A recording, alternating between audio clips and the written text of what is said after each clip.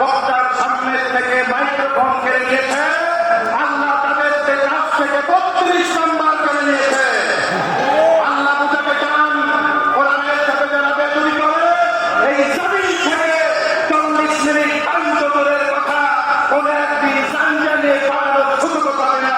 ফিতনা বলেন, হারিয়েছে, নম্রতা হারিয়েছে, সাদ্দাত হারিয়েছে, এই জাতিটা শিক্ষা দিয়েছে, তাদের কাছ থেকে যদি আরো শিক্ষা নেওয়া না যায়, অচিরেই এই জাতিরা এমন অতল বাহবারে যাবে আর জীবনে উঠতে পারবে না। ফিতনা বলেন, এই লক্ষ লক্ষ জনতা সাক্ষী দেয় আল্লাহর এই জমিন কোরআনের জমিন, আল্লাহর এই জমিন রাসূলের জমিন, আল্লাহর এই জমিন মুমিনদের জমিন, আল্লাহর এই জমিন শহীদদের জমিন, আল্লাহর এই জমিন আল্লাহ পাকের রাস্তায় শহীদ হয়ে জমিন। ফিতনা বলেন, এই জমিনে এই কালিমের ডাকের পর থেকে কালিমার পতাকা উঠেছে, আর উঠবে, কেউ ঠেকাতে পারবে না। ফিতনা বলেন, প্রিয় ভাইরা, কোরআনুল কারীমে এই আয়োজন আমাদেরকে সহজ করে দিয়েছেন।